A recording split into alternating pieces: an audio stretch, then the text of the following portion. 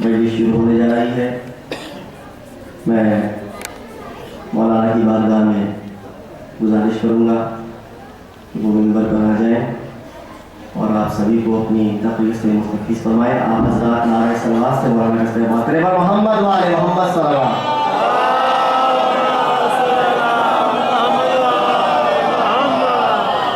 سلامتی امام زمانہ بلند تر صلوات۔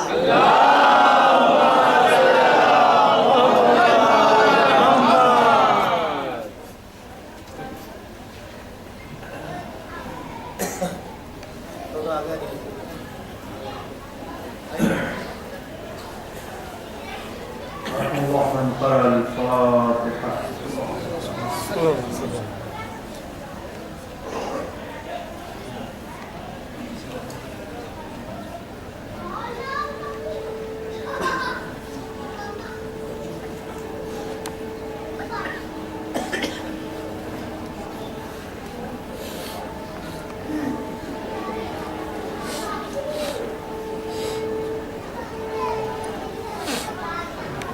لا حول ولا قوة إلا بالله العلي العظيم. أعوذ بالله من الشيطان الرجيم. بسم الله الرحمن الرحيم. الحمد لله رب العالمين الذي جعلنا من المتمسكين بولاية أمير المؤمنين وأولاده المعصومين المنتخبين المنتجبين، والصلاة والسلام على سيد الأنبياء والمرسلين وخاتم النبيين وطاب ياسين، محبوب رب المغربين والمشرقين، جد الحسن والحسين، مولانا وسيدنا ونبينا وطبيب نفوسنا وشفيع ذنوبنا أبي القاسم وآله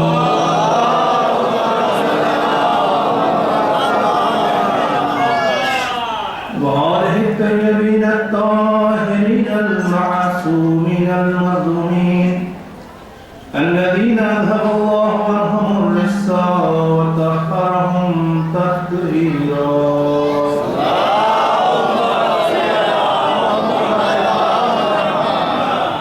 ولعنة الله على أعدائهم وقتلتهم وغاصب حقوقهم ومنكر فضائلهم ومصائبهم أجمعين من يوم عداوتهم إلى قيام يوم الدين.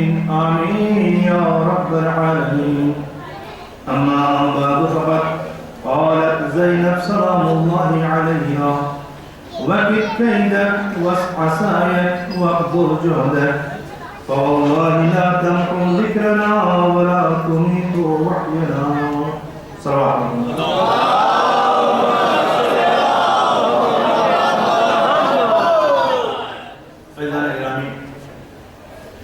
قبل اس کے کہ میں اس میں گفتگو کا آغاز کروں، گزارش ہے ایک مرتبہ سورہ حمد اور 3 مرتبہ سورہ قحطہ فرما کر حسن محبوب ابن محمد حسن ذکی حسن ابن شمشاد حسن المرحومین کو رسول.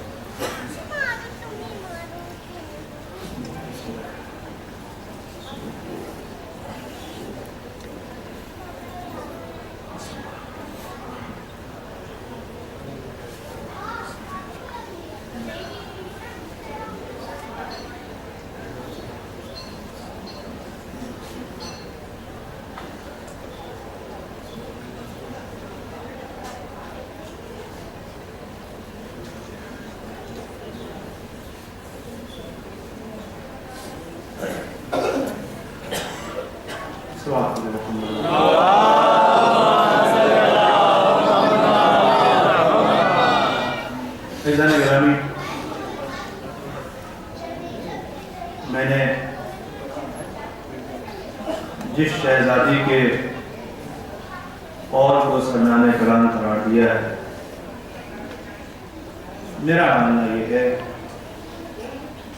اس عزا کی بانی وہی ہے۔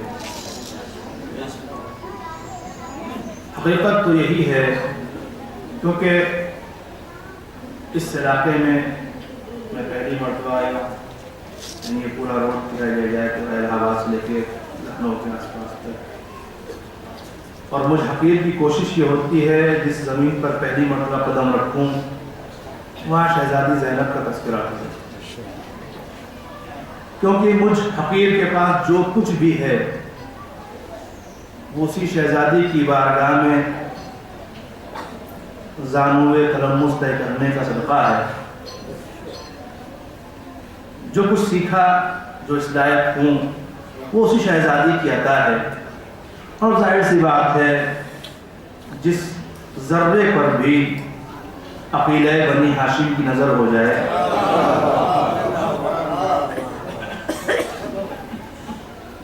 جس حقیر پر بھی عالمہ غیر معلمہ کی نظر کرم پڑ جائے تو ظاہر سی بات ہے مجھ جیسا تو بہرحال بن نہیں سکتا ہے، بلکہ یوں کہہ دوں اگر حقیقی نظر ان کی ہو جاتی ہم لوگ تو بہرحال خاک وہاں اٹھائی ہے، تو نہ جانے انسان کہاں پہنچ جائے۔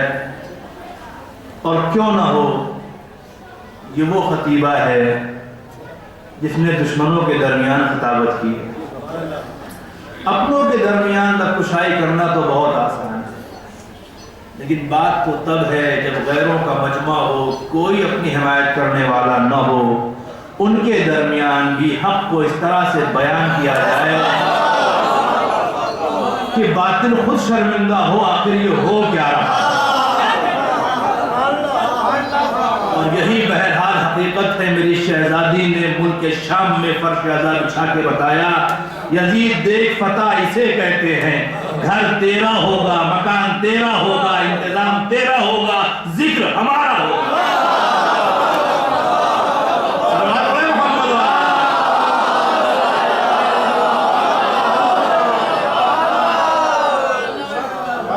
سب کچھ تیرا ہوگا مگر تذکرہ ہمارا ہوگا۔ آج تو نہیں بولے گا، آج علی کی بیٹی کلام کرو، اور یاد رکھ قسم خدا کی لفظ پہ غور کرے تو احساس ہوتا ہے کتنا یقین ہے اپنے قول پر اور اعتماد ہے اللہ کی عطا پر۔ میں جملہ ادا کرتا ہوں، میری شہزادی نے جن حالات میں فقرے ادا کیے اگر واقعی غور کیا جائے تو ایسے حالات میں اچھے اچھوں کی بولتی بند ہو جاتی ہے۔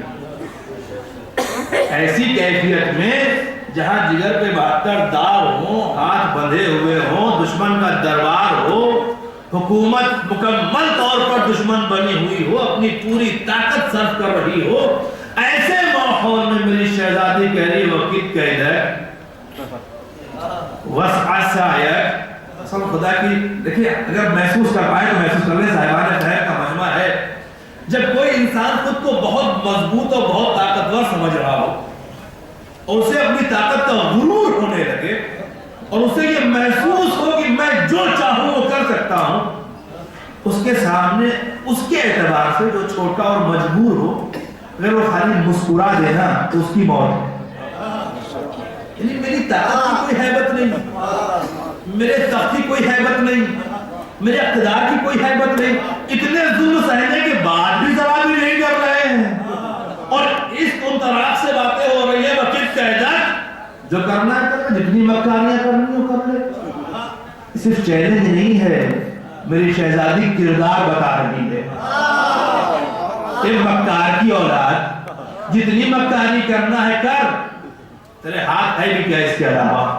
شرافت تیرے خاندان میں نہیں اور اس کی امید بھی ہمیں نہیں، اور رہی بات تیری طاقت اور حکومت کی وسع سایہ، کر لے کوشش جو کرنا ہے، جتنی کوشش کرنی ہے کر لے۔ علی تو یہ چیلنج عام حالات میں نہیں ہے، منظر آپ کی نگاہوں کے سامنے ہے، چیلنج حالتوں میں ہے۔ میری شہزادی اپنا پورا کنبہ لٹا کر تھی اور کربلا سے لے کر کے شام تک ایک قیدن کی حیثیت سے ٹوٹ جانا چاہیے اتنی دیر میں خاتون،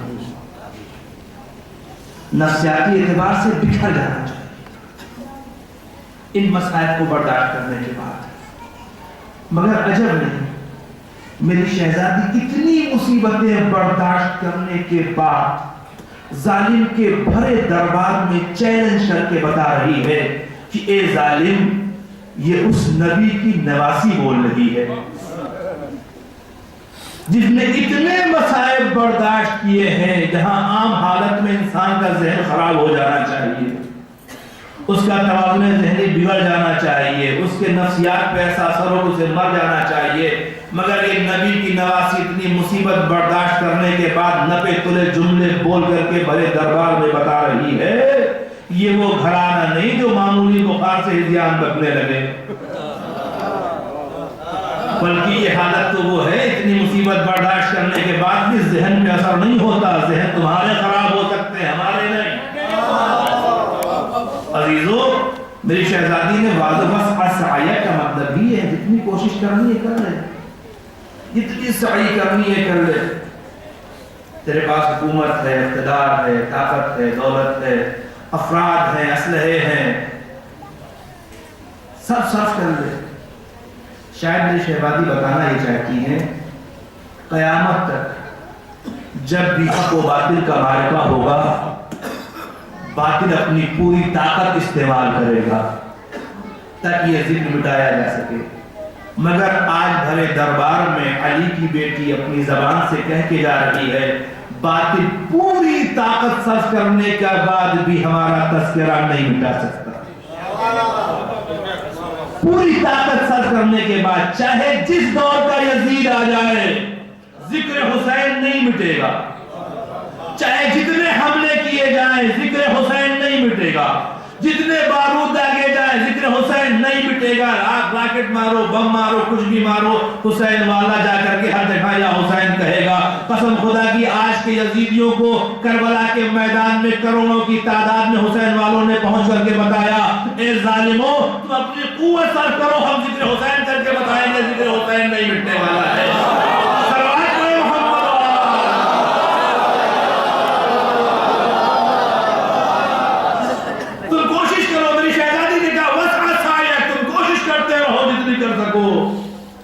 ذکر حسین نہیں مٹے گا، مبذول جہد ہے، اپنی طاقت صرف کر لو،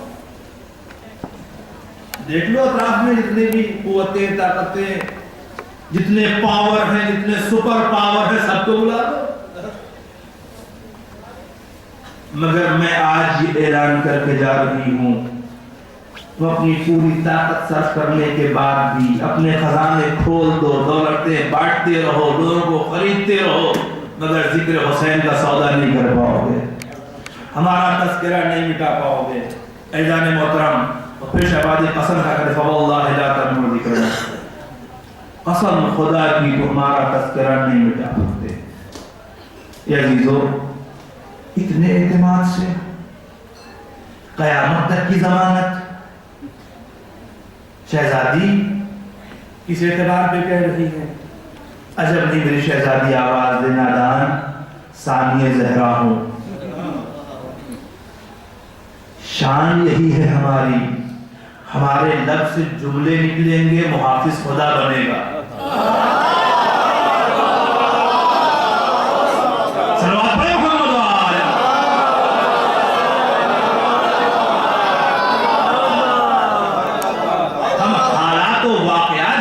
بات نہیں کرتے، ہم جو کہیں گے واقعات کو ایسا ہونا پڑے گا، حالات کو اس کے مطابق آنا پڑے گا۔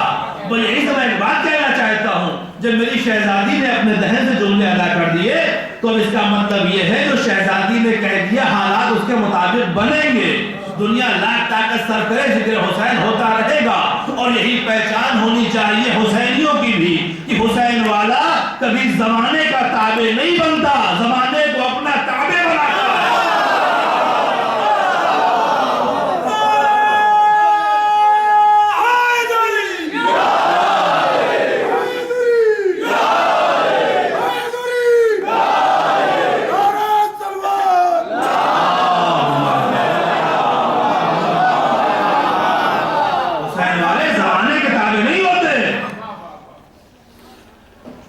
جو زمانے کا تابع ہو جائے وہ حسینی کا عالم ہے. میں اکثر کہا کرتا ہوں اپنے سننے والوں سے، جب میں ان سے گزارش کرتا ہوں برادران، اے حسین والو، میرے بالخصوص نوجوان ساتھیوں، بدل دو اپنے آپ کو، بدل دو اس زمانے کو، بدل دو اس سماج کو جہاں حسینیت کی بات نہ ہو، بدل دو اس معاشرے کو جہاں دین کا تصور نہ پایا جاتا ہو، بدل دو ان رسموں کو جو شریعت کے خلاف رائج ہوں، بدل دو ان طور طریقوں کو جو دین سے ٹکراتے ہوں. یہ کبھی مت کہو کیا کرے مولانا سماج کا تقاضا ہے. نہیں، سماج کا تقاضا نہیں ہے. سماج سے کہلواؤ کہ حسینیت کا تقاضا ہے، اس کے ساتھ چلو.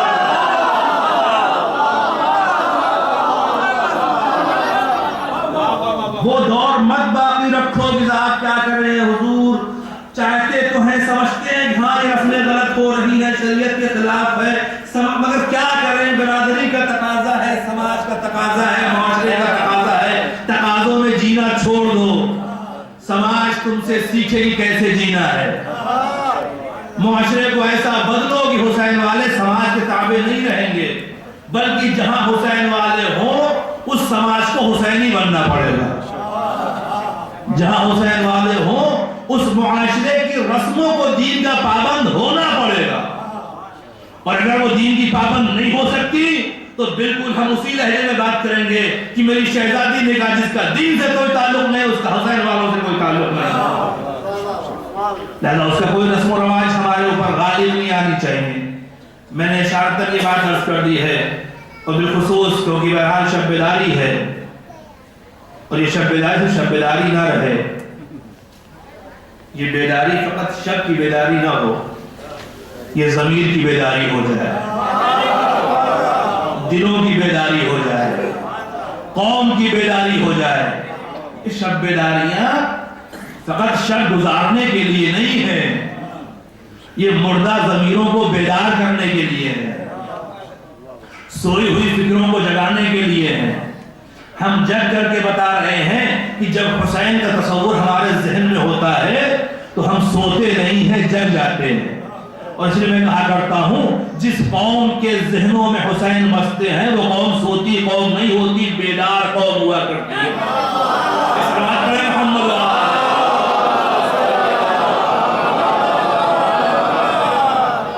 یہ بیداری کا مزاج تو بہرحال ایسے ہونا چاہیے، اور الحمدللہ آپ بیدار ہیں، اور یقیناً بیدار. اس طرح آپ سن رہے ہیں، مجھے یقین ہے کہ آپ بیدار ہیں. شاعر نے کیا فرمایا، بس عصایا، خرچ کر لے کوشش اپنی، صحیح کر لے، جتنا جہد کرنا ہے جہد کر لے. فواللہ لا تنمو ذکرنا، قسم خدا تمہارا تذکرہ نہیں مٹا سکتا. ادھر شہزادی نے کہا، ادھر خدا نے حفاظت کی ضمانت لے لی. اے بنت علی تم نے کہہ دیا ہے تو قیامت تک کی کوئی طاقت ذکر حسین نہیں مٹا پائے. کوئی اتنا ہی نہیں ہے. پھر میں شہزادی ہے ولا تمی تو وحینا، تمہاری وحی کو بھی ختم نہیں کر سکتا. عزیزو، یہ فقرے شہزادی کے اتفاقاً نہیں نکلے. علی کی بیٹی جب کلام کر رہی ہے تو اس کا ہر لفظ اپنے آپ میں معنی رکھتا ہے. شعراء اکرام تشریف فرمائے، صاحبان فہم تشریف فرمائے.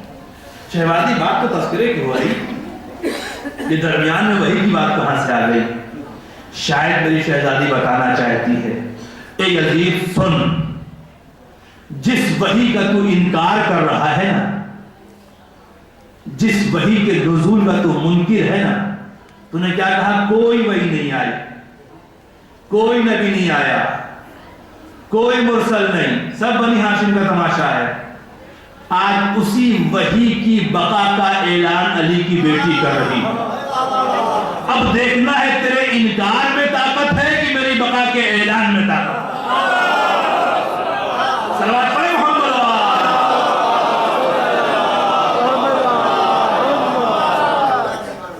اور دنیا دیکھ لے، تخت پہ بیٹھا ہوا حاکم یہ کہہ رہا ہے کوئی وحی نہیں آئی. ظاہراً قیدی بنی ہوئی قیدن کہہ رہی ہے کہ تو وحی مٹا ہی نہیں سکتا.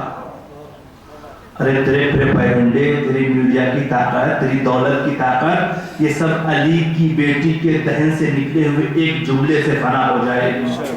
قسم خدا کی عزیزوں، یقین جانیے یہ شہزادی نے بھرے دربار میں جو اعلان کر دیا نا، قیامت تک کے لیے وحی کی بقا کا اعلان ہو گیا۔ اے مسلمانوں، اگر میری شہزادی نے اس وحی کی بقا کا اعلان نہ کیا ہوتا تو قرآن تلاش کرتے پھرتے قرآن نہ ملتا، دین تمہیں میسر نہ ہوتا۔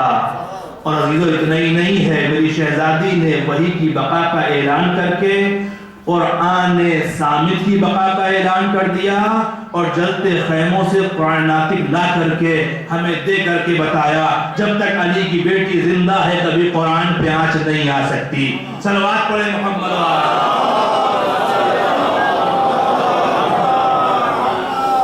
تو عزیزو، یہ وہ تذکرہ ہے، یہ وہ ذکر ہے کہ جو شہزادی زینب کبریٰ کربلا کے جلتے خیام سے لا کر کے ہم تک پہنچا گئی۔ ایسے حالات میں، ایسی کیفیت میں خود قیدی رہی، بازاروں میں آئی، جن کی شان نہیں تھی بازار میں، مگر یہ دین باقی رہ جائے، میرے بھیا کی قربانی باقی رہ جائے، وہ کربلا کے شہیدوں کا ایثار باقی رہ جائے، اس کی بقا کے لیے علی کی بیٹی علی بن گئی۔ کہیں عباس کے جوہر دکھائے، کہیں حسین کے فرائض انجام دیے، اور قیامت تک آنے والی ہر خاتون کو ایک پیغام دیا، اگر دین کو باقی رکھنا چاہتی ہو تو تمہاری ذمہ داری ہے ثانیہ زہرا سے سیکھو کہ دین کے لیے کس طرح سے قربانی دی جاتی ہے، دین کے لیے کس طرح سے ایثار کیا جاتا ہے، کس طرح گود کے پالے بچوں کو مقتل میں بھیج دیا جاتا ہے تاکہ جا کر کے وہ بچے دین پہ قربان ہو کر کے دین کو بچا لیں۔ عزیزو، ایک بات میں کہنا چاہوں گا کہ جہاں کربلا سے خواتین نے ہمیں یہ درس دیا کہ بقائے دین کے لیے اپنی گود کے پالوں کو مقتل میں بھیج دو، انہیں اپنی آغوش میں نہ رکھو، تو پھر اب ظاہر سی بات ہے کہ جن خواتین کا تعلق حسین سے ہے، شہزادی زینب کبریٰ سے ہے، اب ان کی بھی ذمہ داری یہی بنتی ہے کہ اپنی گود میں پلنے والے بچوں کو اس طرح سے حسینی بنائیں جب دین پہ وقت آئے تو وہ گھر کے اندر نہ ہو بلکہ مقتل میں پہنچ جائے۔ نہیں، میں مقتل نہیں بھیجنا چاہ رہا ہوں، ابھی مقتل نہیں بھیجنا، ابھی مقتل ہونا بھی نہیں ہے، مگر کم سے کم اتنا تو ماؤں کو کر ہی لینا چاہیے کہ جب صبح کو اذان علی اکبر کی یاد آئے تو اپنے بچے کو بستر پہ نہ سونے دے، اسے اٹھا کر کے مسجد تک پہنچا دے۔ اس تعلیم کے ساتھ بیٹا اب سے کم آبادہ ہو جاؤ کہ کس طرح سے اذان پہ اٹھ کے دوڑا جاتا ہے، کس طرح سے اذان کی آواز پہ اٹھا جاتا ہے۔ میں اکثر اپنے چاہنے والوں سے، خصوص حسین کے ماتمداروں سے اور بالاخص جناب علی اکبر کے ماتمداروں سے کہا کرتا ہوں کہ کم از کم اتنا ہی سوچ کر کے صبح میں بستر چھوڑ دو کہ یہ وہ وقت ہے جب علی اکبر نے اذان دی تھی، یہ وہ وقت ہے جب شہزادہ اکبر نے اذان دی تھی۔ عزیزو، ممکن ہے آپ سوچ رہے ہیں اتنی اچھی باتیں کرتے کرتے نماز کے کہاں سے آ گئے، ہے نا، ذہن میں خیال آ رہا ہوگا، مگر کیا کروں، کربلا سے نماز نکالی نہیں جا سکتی، بلکہ جب میں اپنے نظر سے دیکھتا ہوں نا تو مجھے پوری کربلا نماز سمجھ میں آتی ہے، پوری کربلا نماز سمجھ میں آتی ہے، جس کا آغاز اذان علی اکبر، انجام سجدہ حسین، حسین کے سجدے و اکبر کی اذان کے درمیان کو کربلا کہتے ہیں۔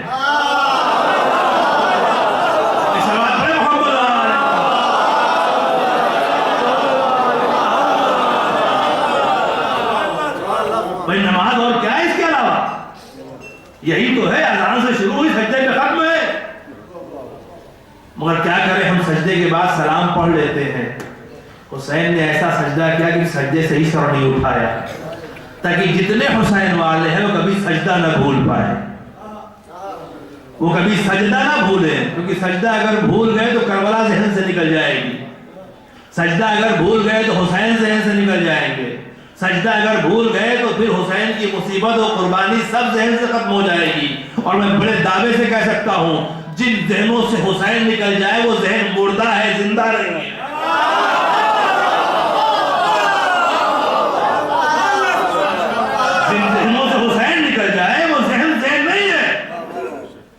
تک حسین ہے تبھی تک تو زندگی کی علامت ہے، تبھی تک بقا کی علامت ہے. اگر حسین نکل گئے تو گویا کچھ بھی نہیں ہے. اگر سجدہ ہم بھول گئے پھر بات کرتا چلوں، بات آ ہی گئی ہے نماز کی تو کہتا چلوں میں اکثر کہا کرتا ہوں، میرا مزاج ہی یہی ہے. میں نے شروع میں اسی حرکت کا اشارہ دے دیا، یہ بیداری کے دن ہے. اور اسی لیے میں نے ایام اعزا میں جہاں بھی میں گیا میں نے سب سے یہ کہا یہ ایام فقط عزا کے ایام نہیں ہیں، یہ اصلاح کے ایام ہیں، یہ تبدیلی کے ایام ہیں، یہ بیداری کے ایام ہیں. اور ہمیں اب جائزہ لینا پڑے گا کیونکہ ایام تقریباً ختم ہو گئے، 2 ماہ گزر گئے ہیں. یہ 2 ایام گزرے ہیں، بات درمیان کی عرض کرتا چلوں. ہمیں اپنا جائزہ لینا ہوگا. ماہ عزا کا چاند نکلنے سے پہلے ہم کہاں تھے اور 2 ماہ گزر جانے کے بعد ہم کہاں پہنچے.